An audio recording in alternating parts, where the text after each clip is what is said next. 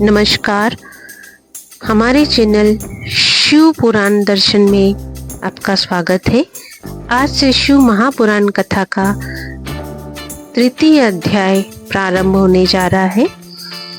तृतीय अध्याय प्रारंभ करने से पहले आपसे सभी से बोलना चाहूँगी कि आप हमारे चैनल पे आए हैं तो चैनल को लाइक कीजिए, सब्सक्राइब कीजिए और बेल आइकन को प्रेस कीजिए।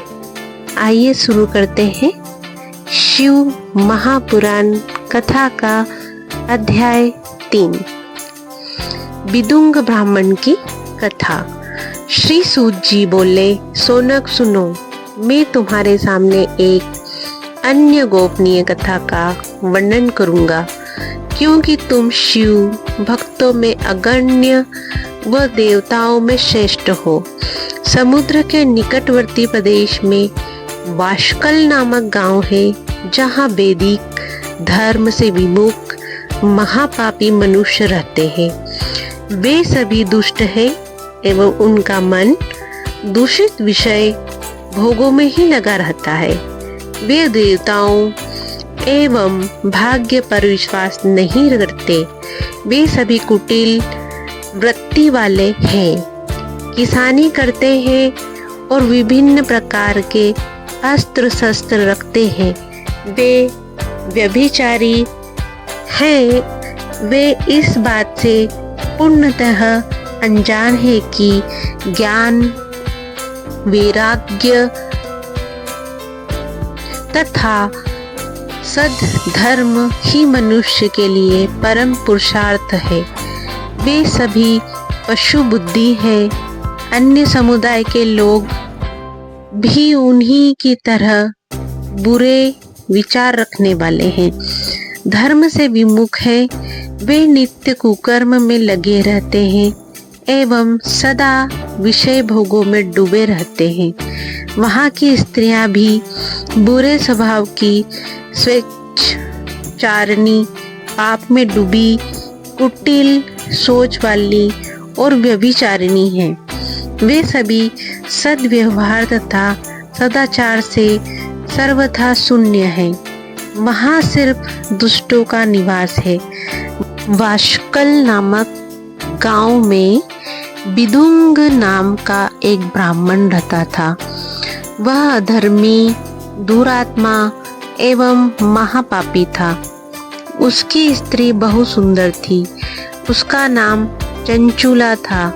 वह सदा उत्तम धर्म का पालन करती थी, परंतु विदुंग वेश्यागामी था। इस तरह कुकर्म करते हुए बहुत समय व्यतीत हो गया। उसकी स्त्री काम से पीड़ित होने पर भी स्वधर्म नाश के भय से कलेश सहकर भी काफी समय तक धर्म भ्रष्ट नहीं हुई, परंतु आगे चलकर वह भी अपने दुराचारी पति के कारण उसके आचरण से प्रभावित होकर दुराचारिणी और अपने धर्म से विमुख हो गई। इस तरह दुराचार में डूबे हुए उन पति पत्नी का बहुत सा समय व्यर्थ ही बीत गया। वेश्यागामी दूषित बुद्धि वाला वह दुष्ट ब्राह्मण विदुंग समयानुसार मृत्यु को प्राप्त हो नरक में चला गया। बहुत दिनों तक नरक के दुखों को भोगकर वह मूढ़ बुद्धि पापी विंध्य पर्वत पर भयंकर पिशाच हुआ। इधर उस दुराचारी विदुंग के मर जाने पर वह चंचुला नामक स्त्री बहुत समय तक पुत्रों के साथ अपने घर में रहती रही। पति की मृत्यु के बाद वह भी अपने धर्म से गिरकर पर पुरुषों का संग करने लगी थी। सतियां विपत्ति में भी अपने धर्म का पालन करना नहीं छोड़ती। यही तो तप है। तप कठिन तो होता है, लेकिन इसका फल मीठा होता है। विषयी इस सत्य को जानना, इसलिए वह विषयों के विषफल का स्वाद लेते हुए भोग करता है। एक दिन देवयोग से किसी पुण्य पर्व के आने पर वह अपने भाई बंधुओं के साथ गोकर्ण क्षेत्र में गई। उसने तीर्थ के जल में स्नान किया एवं बंधुजनों के साथ यत्र तत्र घूमने लगी। घूमते घूमते वह एक देव मंदिर में गई। वहां उसने एक ब्राह्मण के मुख से भगवान शिव की परम पवित्र एवं मंगलकारी कथा सुनी।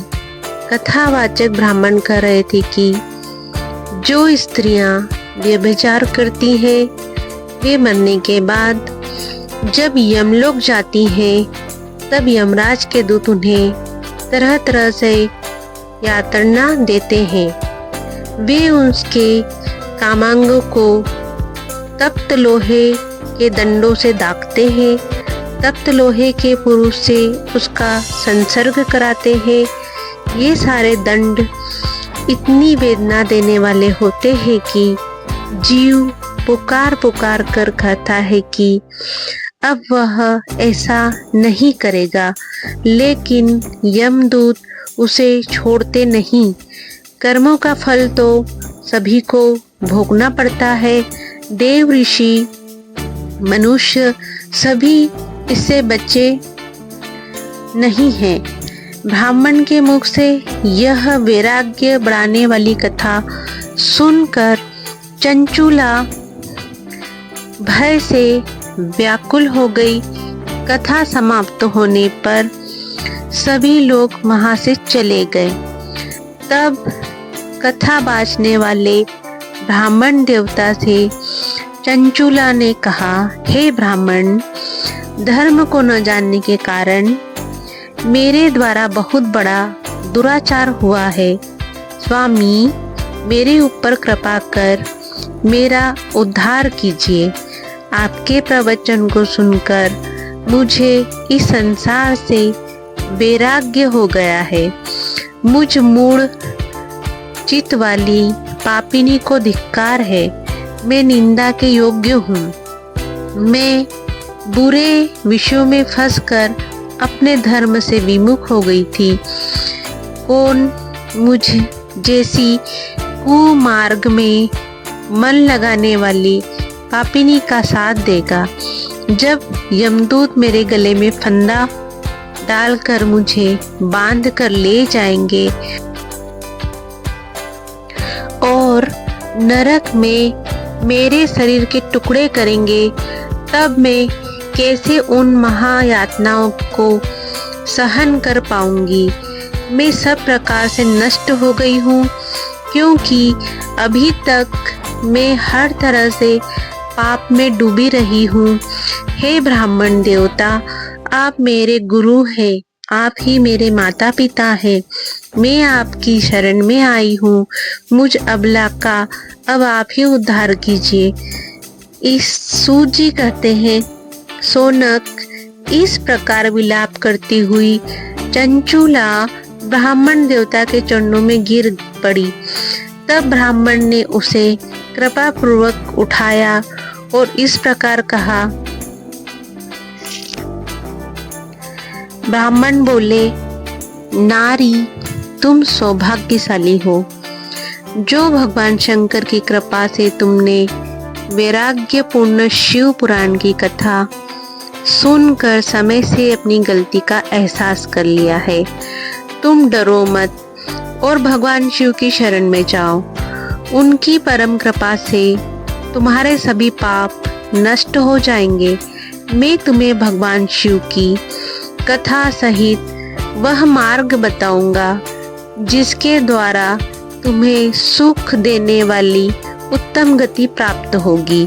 शिव कथा सुनने से तुम्हारी बुद्धि शुद्ध हो गई है और तुम्हें पश्चाताप हुआ है तथा मन में वैराग्य उत्पन्न हुआ है।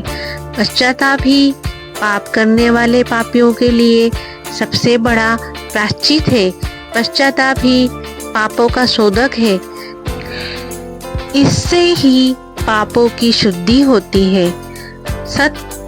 सप्त पुरुषों के अनुसार पापों की शुद्धि के लिए प्रायश्चित पश्चाताप से ही संपन्न होता है। जो मनुष्य अपने कुकर्म के लिए पश्चाताप नहीं करता वह उत्तम गति प्राप्त नहीं करता, परंतु जैसे अपने कुकृत्य पर हार्दिक पश्चाताप होता है वह अवश्य उत्तम गति का भागीदार होता है, इसमें कोई शक नहीं है। शिव पुराण की कथा सुनने से चित्त की शुद्धि एवं मन निर्मल हो जाता है। शुद्ध चित्त में ही भगवान शिव व पार्वती का वास होता है। वह शुद्ध आत्मा पुरुष सदाशिव के पद को प्राप्त होता है। इस प्रकार का वर्णन सभी मनुष्यों के लिए कल्याणकारी है, अतः इसकी आराधना व सेवा करनी चाहिए। यह कथा भव बंधन रूपी रोगों का नाश करने वाली है। भगवान शिव की कथा सुनकर हृदय में उनका मनन करना चाहिए। इससे चित्त की शुद्धि होती है। चित्त शुद्ध होने से ज्ञान और वैराग्य के साथ महेश्वर की भक्ति निश्चय ही प्रकट होती है तथा उनके अनुग्रह से दिव्य मुक्ति प्राप्त होती है। जो मनुष्य माया के प्रति आसक्त है वह इस संसार बंधन से मुक्त नहीं हो पाता। हे ब्राह्मण पत्नी, तुम अन्य विषयों से अपने मन को हटाकर भगवान शंकर की इस परम पावन कथा को सुनो। इससे तुम्हारे चित्त की शुद्धि होगी और तुम्हें मोक्ष की प्राप्ति होगी। जो मनुष्य निर्मल हृदय से भगवान शिव के चरणों का चिंतन करता है उसकी एक ही जन्म में मुक्ति हो जाती है। सूत जी कहते हैं, सोनक, यह कहकर वे ब्राह्मण चुप हो गए। उनका हृदय करुणा से भर गया। वे ध्यान में मग्न हो गए। ब्राह्मण का उक्त उपदेश सुनकर चंचुला के नेत्रों में आनंद के आंसू झलक आए। वह हर्ष से भरे हृदय से ब्राह्मण देवता के चरणों में गिर गई और हाथ जोड़कर बोली, मैं कृतार्थ हो गई। हे ब्राह्मण, शिव भक्तों में श्रेष्ठ स्वामिन, आप धन्य हैं। आप परमार्थदर्शी हैं और सदा परोपकार में लगे रहते हैं।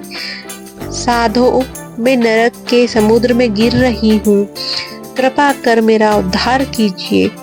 जिस पौराणिक व अमृत के समान सुंदर शिव महापुराण कथा की बात आपने की है, उसे सुनकर ही मेरे मन में वैराग्य उत्पन्न हुआ है। उस अमृतमयी शिव पुराण कथा को सुनने के लिए मेरे मन में बड़ी श्रद्धा हो रही है।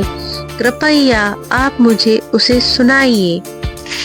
सूत जी कहते हैं, शिव पुराण की कथा सुनने की इच्छा मन में लिए हुए चंचुला उन ब्राह्मण देवता की सेवा में वहीं रहने लगी। उस गोकर्ण नामक महाक्षेत्र में उन ब्राह्मण देवता के मुख से चंचुला शिव पुराण की भक्ति, ज्ञान और वैराग्य बढ़ाने वाली और मुक्ति देने वाली परम उत्तम कथा सुनकर कृतार्थ हुई। उसका चित्त शुद्ध हो गया। वह अपने हृदय में शिव के सगुण रूप का चिंतन करने लगी। वह सदैव शिव के सच्चिदानंदन स्वरूप का स्मरण करती थी। तत्पश्चात अपना समय पूर्ण होने पर चंचुला ने बिना किसी कष्ट के अपना शरीर त्याग दिया। उसे लेने के लिए एक दिव्य विमान वहां पहुंचा। वह विमान शोभा साधनों से सजा था एवं शिव गणों से सुशोभित था।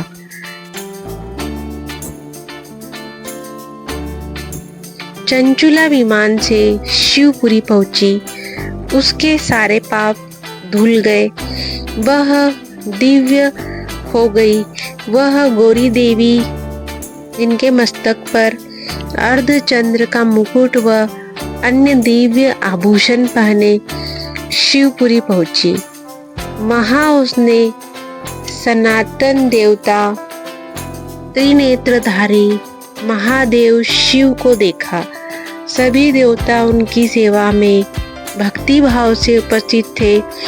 उनकी अंग कांति करोड़ों सूर्यों के समान प्रकाशित हो रही थी।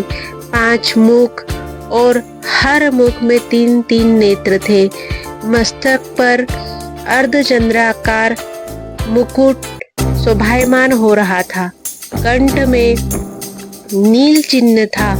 उनके साथ में देवी गोरा विराजमान थी, जो बहुत ही सुंदर पुंज के समान प्रकाशित हो रही थी। महादेव जी की कांति कपूर के समान गोरी थी। उनके शरीर पर श्वेत वस्त्र थे तथा शरीर श्वेत भस्म से युक्त था।